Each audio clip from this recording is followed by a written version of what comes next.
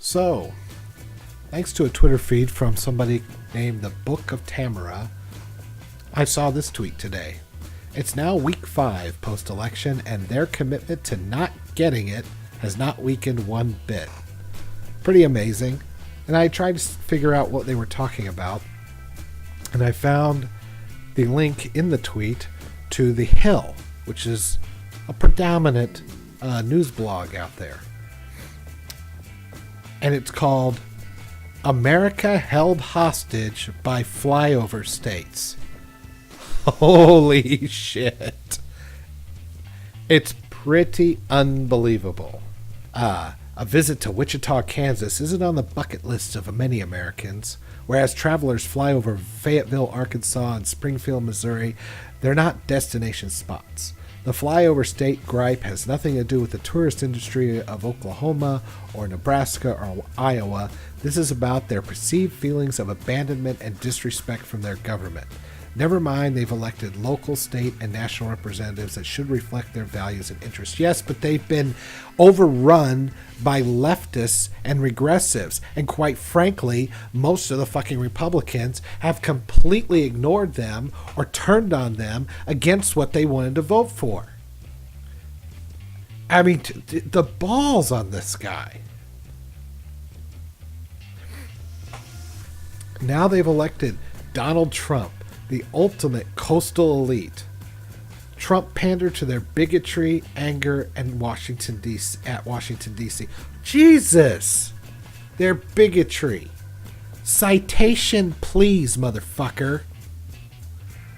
The more entrenched the flyover voting bloc becomes in their voting habits, the further they fall behind economically. By voting against their own interests, the more they blame Washington, D.C. and their coastal liberal elites for they vote against their own interests. They vote to keep their own money that they earn instead of getting it ripped away from them in taxes. They vote against identity politics, where one group gets more and is treated more fairly or gets more special privileges than another group. They voted for true equality, not fucking identity politics equality, social justice equality. And they voted against arrogant bastards like you telling us we're voting against our own interests. This is a voter demographic fond of describing themselves as hardworking middle-class Americans, which they are. Whoa, thank you. Thank you for the fucking bone you threw at us there.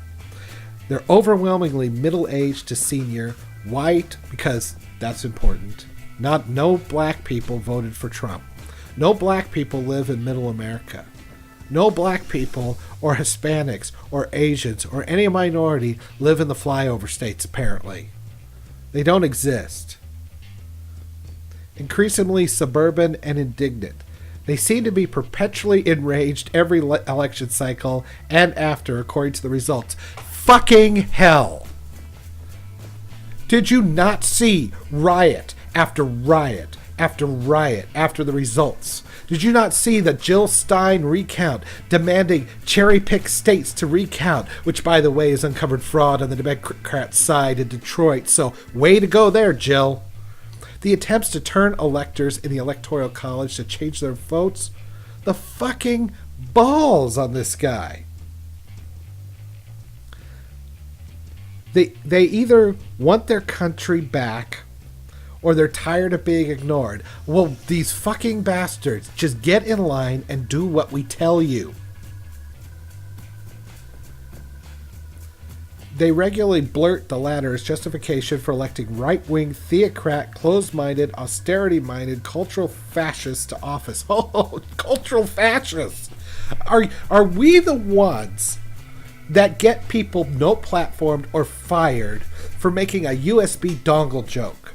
Are we the ones getting people torn off of Twitter? Are we the ones destroying a man who landed a goddamn satellite on a comet because he wore the wrong shirt? Fucking unbelievable.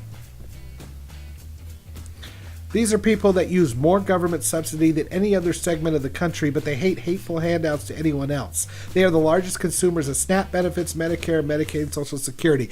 You put these fucking programs in. Your side put these in and force us to use them. I have no choice but to pay into Social Security, Medicare, and every other fucking tax that goes into there. And my take-home pay is slashed in half. You hobble the fuck out of the economy, make it so we just enough take-home pay to survive after all the damn taxes, and then you act like we're consumers of these programs, like people who shop at Walmart instead of Macy's? Fucking hell. Fucking hell. Since the inception of the term silent majority over 50 years ago, all of its iterations since, this block of voters was hardly a majority and never silent. Did you not look at all the red in the country? They weren't the majority? How the fuck did Trump win? Oh, he didn't win the popular vote. Well, that's not how the Electoral Colleges worked. And apparently after Detroit and various other places, all the dead voters, not quite certain she won the popular vote yet as well.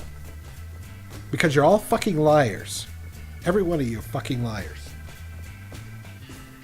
This group has been exceedingly adept at dominating the narrative in virtually every election cycle. Really? How did Obama and Clinton win then? How did that happen if this group is predominating the narrative? You guys own academia. You own the Hollywood. You own the media. You own politics. You're all over in big business. How the hell are these people, these hardworking middle-class people in flyover country, owning the narrative? They've been proficient at dog whistle propaganda. Oh, this is from the people who hear rape in everything a man says. Who hear racist in everything a white person says. Who hears homophobia in everything a straight white person says. And classifies everybody on whether they're white, straight, or not.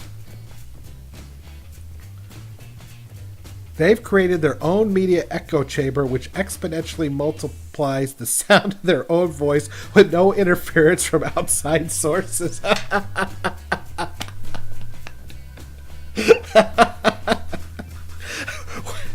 are you talking about? If we didn't watch all these extra YouTube channels, if we just relied on only the mainstream media, who doesn't want to see and give us any stories about, I don't know, migrants in Europe raping people? Social justice destroying free speech in college? You shut down people you don't like? People being no platform, kicked off of Twitter? Basically, tons of sources that we have to go and find that aren't sanctioned by you, and you say we are in an echo chamber. Tell me, have you ever even heard of the concept of self-awareness? Do you know this is a thing and you really should start looking into it? This was accomplished mainly with coast-to-coast AM radio stations broadcasting 24/7 right-wing indoctrination. You own so much, the papers, all the media, most of the movies and TV. You own all of it, and it's not enough. And people just reject it. And you're like, oh, they're getting indoctrinated. Give me a fucking break. I'm sorry, this is just unbelievable. To conservative, patriot, and alt-right conspiracy theory websites of the last 15 years, which disseminate the tragic half-truths and whole fake news. Fake news. Like hands up, don't shoot. Like giving questions to Hillary from CNN during the debates. Like clearly taking sides in the election. You lied to the public over and over and over again. But anyone who disagrees with you is fake news? Is there anything even resembling a fact in this fucking article? The alleged silent majority is deafening and easily provoked. They reside in their own echo chamber bubble of indignation and about everything from New York values, urban ethnic rights, LGBT, social justice, to the war on Christmas and Black Lives Matter. There is a fucking war on Christmas, but it's just a small, tiny part of a much bigger war on just traditional values. I mean, Christ, if you won't even let us wear Halloween costumes, don't tell me that there isn't some effort on the part of some social justice warriors to demonize Christmas. You've seen it. I've seen it. We can debate on how effective it is. But don't tell me it isn't there. I mean, there's a social justice war on all kinds of things. Things like free speech. Anything that you could destroy. You are naming all these things like they make any sense. Urban what? Rights? Blight? Crime? Can we talk about how many urban centers are run by ultra-leftists? No? Social justice? How many people are getting their free speech destroyed in the name of social justice? Black Lives Matter? A fucking terrorist organization demanding dead cops. Holy shit, people are against that? What's wrong with these crazy people against blacks wanting dead cops? It's clear cultural fascism. Yeah, you've been hounding and purging everyone from dissenting from whatever leftist bullshit you've got. You've been destroying people. They're delusional in their belief that their views are more important, more valid, more ethical, and more patriotic than any other group. This is a clear case of projection if I've ever heard it. They claim American Christian values, home, God, and country. White values. There you go. White values. You people who believe in God, home, and country are only white. These values are only rooted in the color of your fucking skin. Jesus, the racist balls on this guy. It's clear cultural fascism. Who is this? What are his credentials? Dwayne Townsend is a lifelong resident of Detroit, Michigan, and an experienced observer of the American social political landscape. Apparently his credentials are pretty much the same as mine. Somehow he ends up on the Hill. Well, motherfuckers, you can keep him. You wonder why you lost, because you just don't fucking get it. And you refuse to fucking get it. And you guys are heading to that proverbial dustbin of history very, very quickly.